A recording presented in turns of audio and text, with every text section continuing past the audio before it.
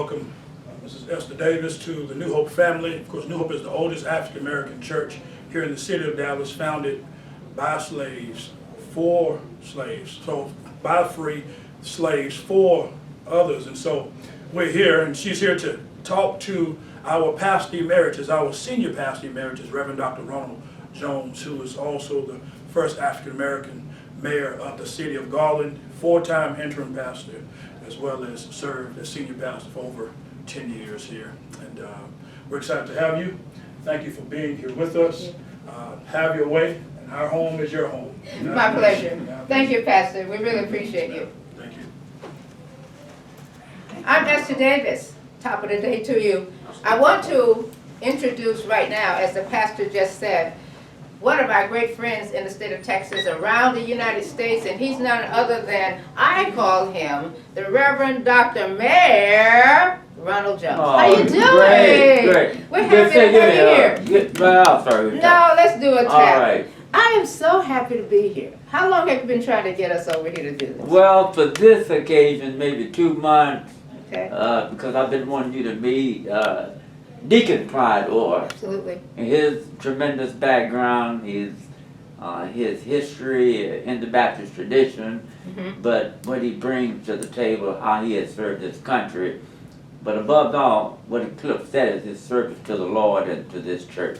And he's deacon, who is he again? Orr, Deacon Clyde Orr. And I'm honored that you continue to serve as our publicist. Because before I go to any other reporter, That's right. You and that's because I trust you. Thank you I so trust much. you what you write. I trust your honesty. Not that you're easy, you're hard. You look for the truth, and that's what's important to us. I want to talk a minute about you. All right. Because your contribution, this untold story about who you are and what you have done for this country. You served as mayor for 3 terms for the city of Garland? Yes, I did. I'm honored to do that. And before then, what did you do? I was You did the assistant city manager for the city of Garland. City of Garland. City of Garland. So I was the first African American Yeah. to serve as assistant city manager. Okay.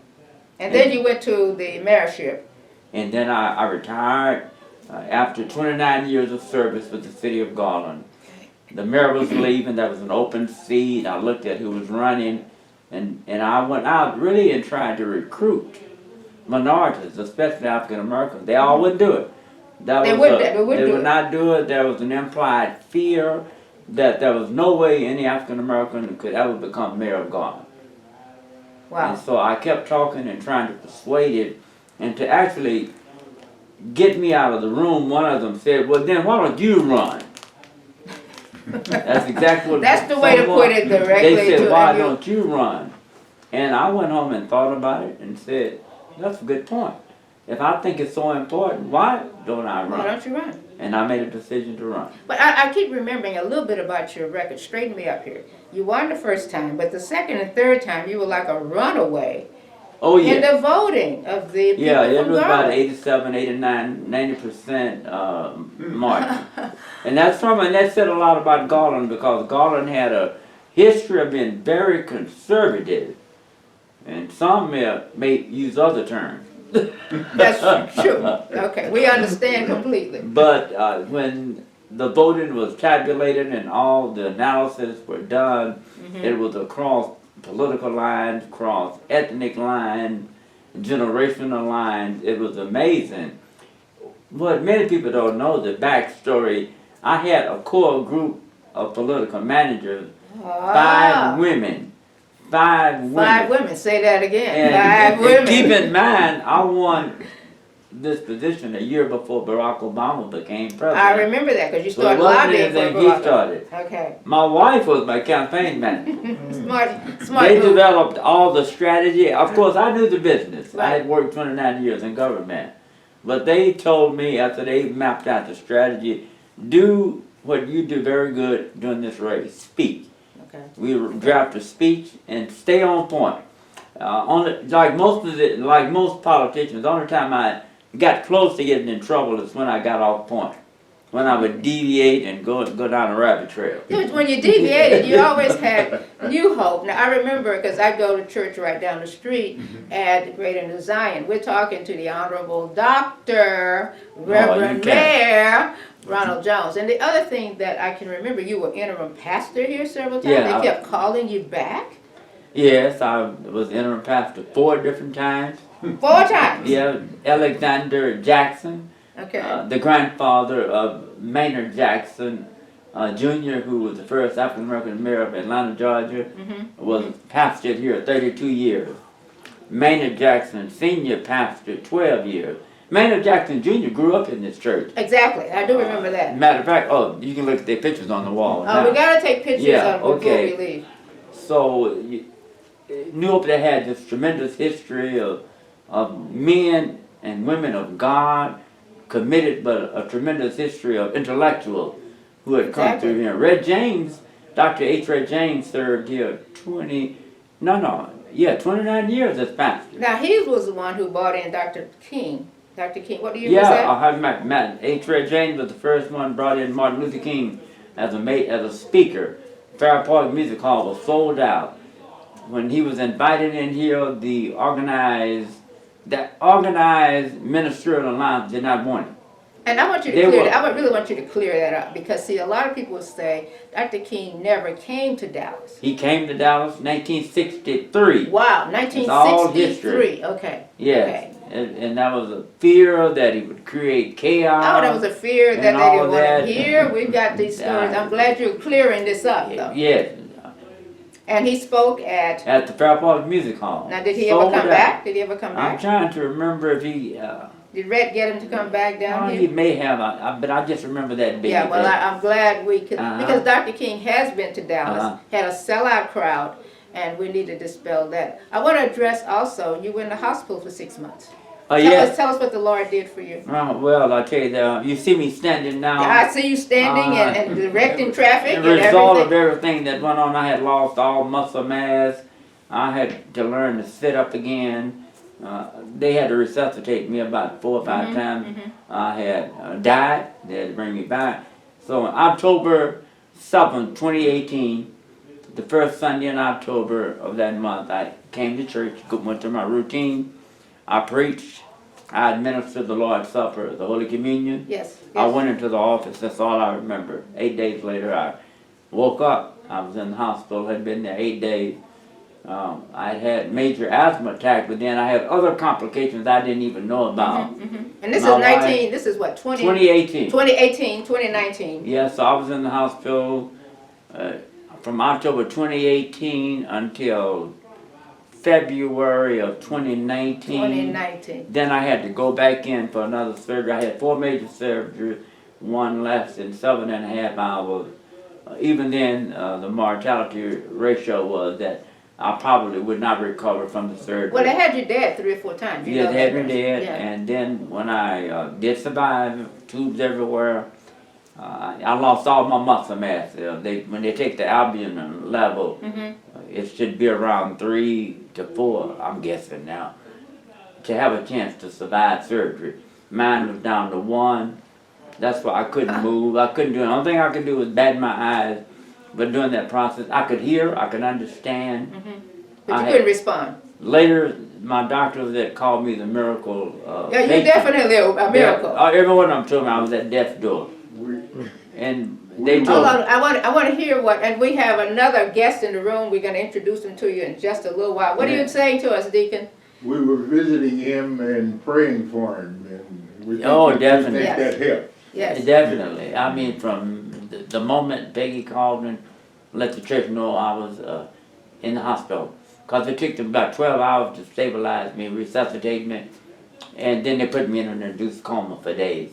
It's just an honor to see you standing here. I knew you when you were a pharmaceutical rep for the Forest Avenue Hospital. Okay, no, I was in the insurance business. Insurance, that's right. It's the insurance. I worked with Equitable of New York, and I had a lot of clients there. Now we're talking, what year are we talking? That 1960 something? No, let me see, that was 72, 73. Okay, we're talking early 70s. Because I remember, I got to know Dr. Darcy's manager. Yes, all of those guys of that era. All back in Darcy, that era. French Cowman, director of pharmaceutical yes. departments and the whole hospital. Yeah. Well, I want you to know it's a pleasure to be here. Well, I've I'm honored, always I love to be in your presence, your lovely wife Peggy, Thank and you. all the work that you have done. But the Lord has blessed you, so that means you got a whole lot of more Okay. work to do. You Well, know? and we're gonna do it, and I understand I'm getting off point just a little, Sure. that you're working with my wife and the Yes. the professional football player Yes. Mothers Association about, Missing black girls. Missing, okay. I am that's so another passionate subject. about that. It's missing black girls. And She was one of the first ones to step up and say, I belong Oh. to the NFL. Is it NFL Wives? it's the Professional Football Players Mothers Association. Okay, give us a couple of lines on what the dads do. She's out, now the father, we model ours after theirs. Oh, really? It was founded by Sam McNabb, father of Donovan McNabb. I remember that. He was the founding president, then I came in sometime later and they appointed me president. Currently Curtis Randall, Mhm. father of Antoine Randall, he's retired. These were all big time football names. Now my son played in the NFL, not as long as those other guys, but it's an honor to be with those fathers. Yes. Practically all of them love the Lord. They just happen to have sons who are great athletes That's right. and who contribute to society, contribute to the community, to their church. So Oh. we're here to use our platform while we Well, can. you're so wonderful. Thank you for so being much. here for Deacon Orr. Thank you for inviting us. I'll be right back with the Honorable, the great Deacon Orr.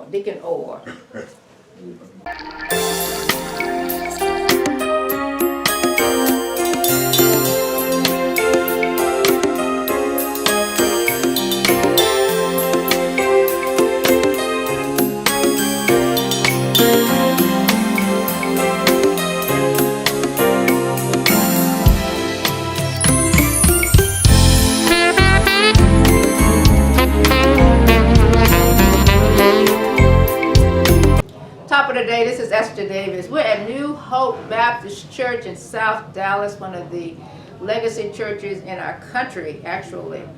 And I've been trying to get an audience with this gentleman for quite a while. Compliments of Ron Jones, the former pastor and mayor of Garland, former pastor of New Hope. His name is Clyde Orr, O-R-R. Around here, they called him Deacon Orr. You're going to love this interview, so don't go away. I want to introduce you to Deacon Orr.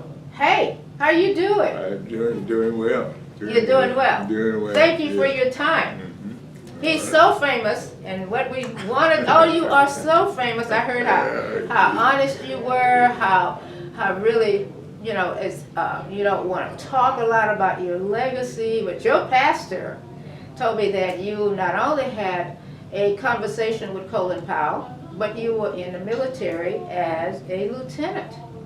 Lieutenant Colonel. Lieutenant Colonel, please excuse me. It's a pleasure to meet you, it really is. Yeah. By the way, how old are you, Deacon Orr? I'm 90. You're 90. 90 years of age. Now, you know, a lot of people are not going to believe that. Well, You look amazingly well. What is the Well. secret? yeah, hard work, Hard work, exercise, exercise. You're 90. Why, you still exercise? do about 4 times a week, yes. 4 times a week. 4 times a week I exercise. That's an inspiration for people over 90 and above, and above 90. I really want to talk about, you went in the military in 1953. 53. 1953. Now, give me a rundown of how you got to a classroom teacher with the United States Army, right? United States Army. Yes, sir.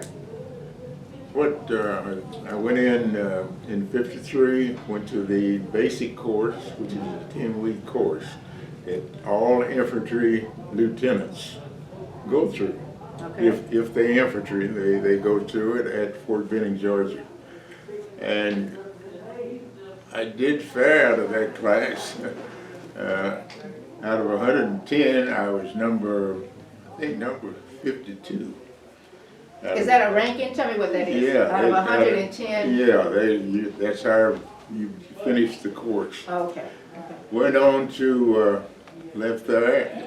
In fact, they told us in '53 that once you finish here, you're going to Korea.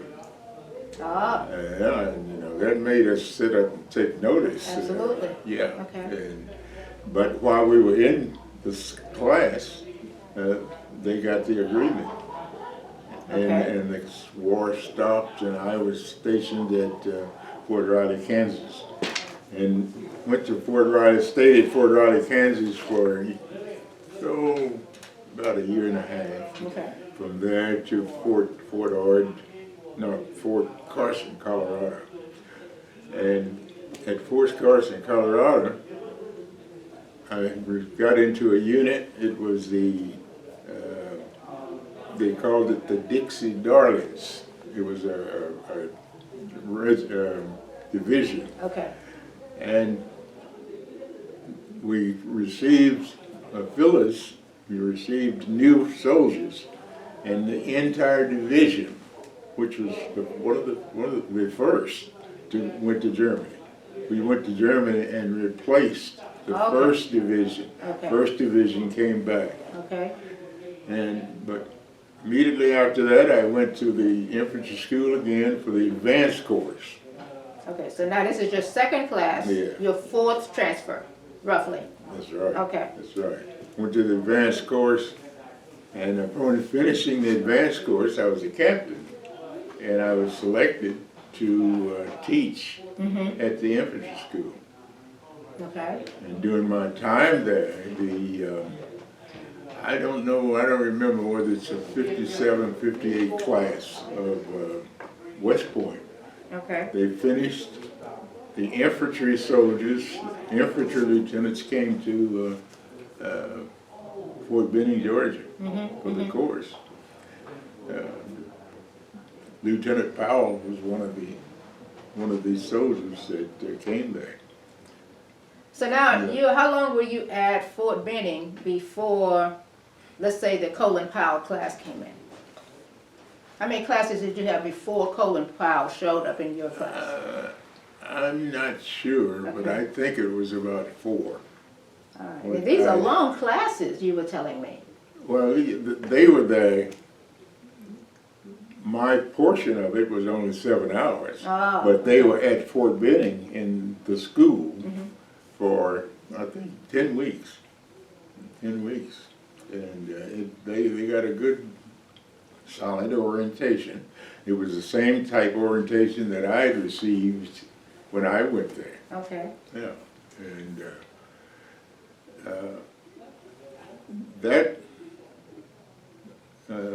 the only other connection I had with Colin Powell, I wrote him a note at our 50th anniversary, wedding anniversary. Ah. And he sent me a congratulatory note, and I thought that was very nice of him to do that. I guess I'm in awe because if you had all of these classes teaching these young soldiers, everybody's an officer, you are a lieutenant colonel, No, No? I'm a captain. you're a captain. Ah, I'm a okay. captain, yeah. But you were teaching the infantry officers who were already what level? They were lieutenants and captains. Lieutenants and captains. And captains. And you were sending them out into the field, so to speak. Various units into the field, yes.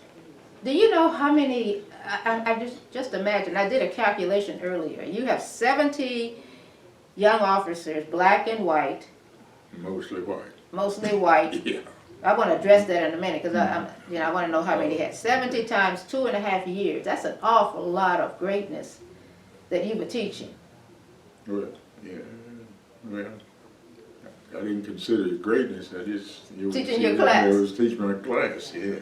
Now, how many black men, and this is really important because we talk about Colin Powell, but it's so important that we acknowledge the rest of the black soldiers that were part of this gray area, which we call segregation. During my time at Fort Benning teaching, there were only 3 blacks. Probably had 110 instructors for the 10-week course. Okay? We had Three black. Three blacks. And Two of us teaching tactics, and the other one was teaching map reading. map reading. Map reading. What is map reading? You got to read the map, find out where you're going. It's very important. And you taught tactics. Yeah, I taught company tactics, and my buddy taught battalion tactics, and the third guy taught map reading. Well, you got three black instructors, and I'm still, because you know, a lot of what we hear in the news, and I do have an issue with this, we talk about the greatest generation, but actually you guys are the greatest generation. Anytime you, and I know you might, what do you think when I say that? You love the Army, you love your work. Yeah. After all the training was, especially the initial training was, I enjoyed it. The big thing I enjoyed about it was the travel. Was the trail? Ah. Yeah, it was the travel. We lived from the East Coast to the West Coast, and I had 2 tours in Vietnam. And I had a kind of a odd tour. I had a tour in Ethiopia. Ethiopia. What did you do there? Well, I was advisor to one of their divisions. They had 4 divisions in Ethiopia. Did we have a military base there, or you just went in to teach their soldiers? No, I didn't do any teaching. Why we went over there, there were 2 reasons. One, we supplied their equipment. Oh, okay. Okay. And we taught them how to maintain their equipment, and also how to employ or deploy their equipment. In other words, if you're going here, you best to put your machine gun here or this. So it was strictly advisory in an advisory capacity. I talked to Deacon Orr.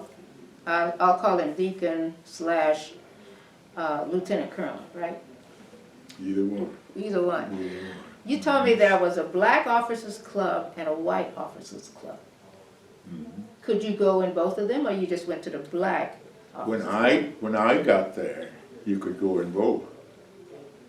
Really? In other words, Truman had integrated the service. They had opened up everything. The officers club. Right.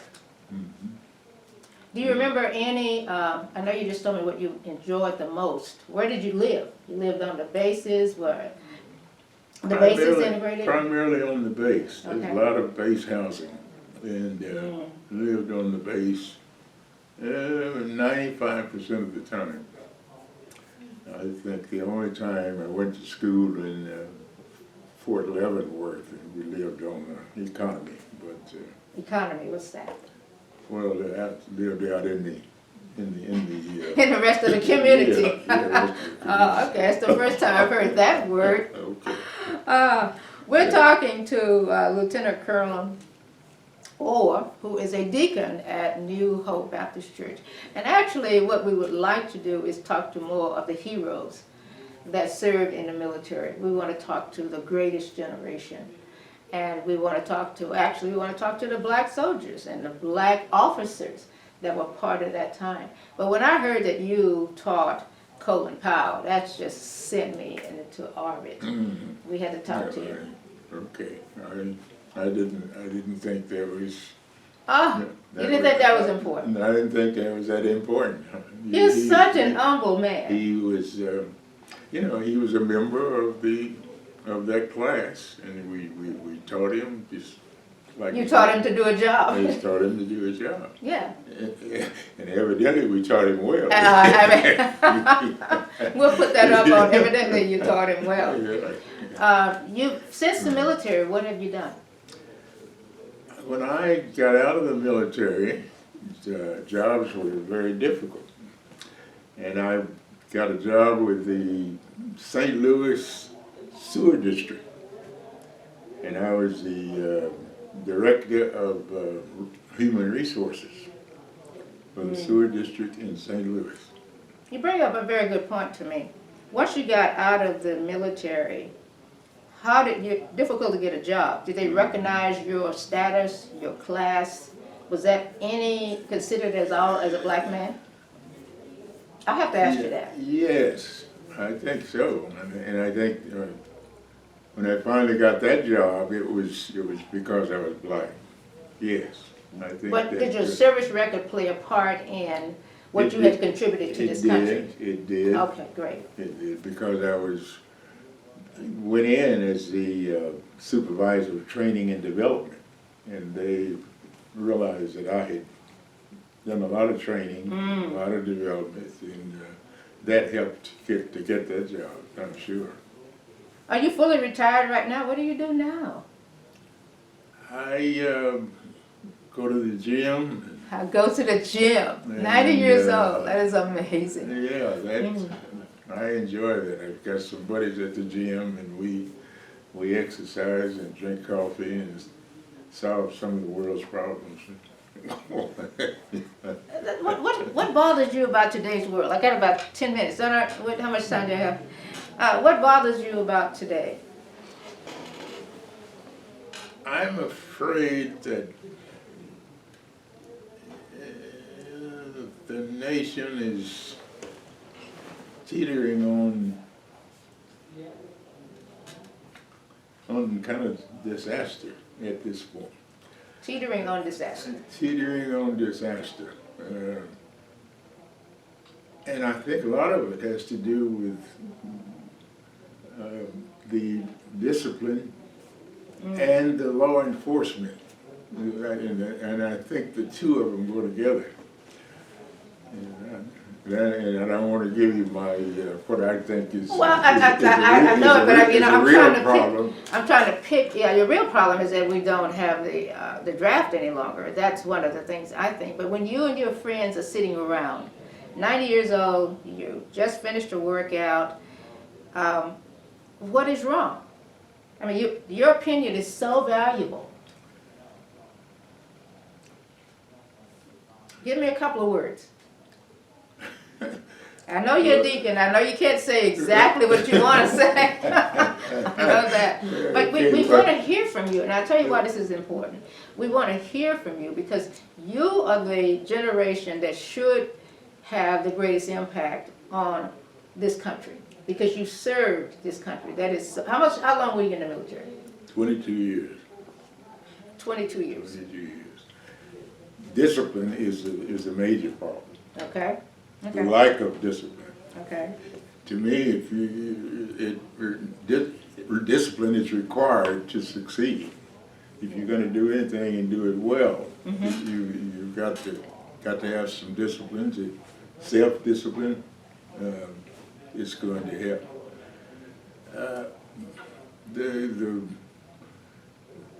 The policing of the country suffers. Suffers. Okay. Yeah, it suffers. They could do a better job policing.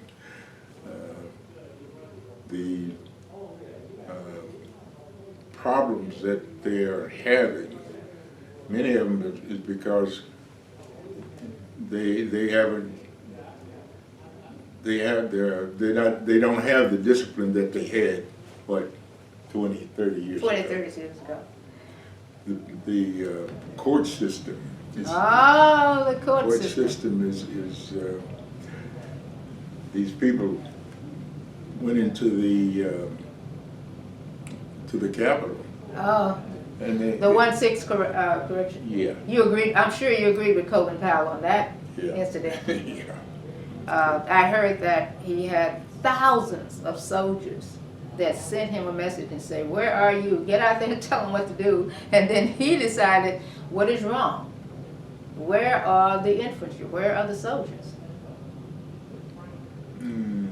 Well, I just think the judicial system should be stronger than they are.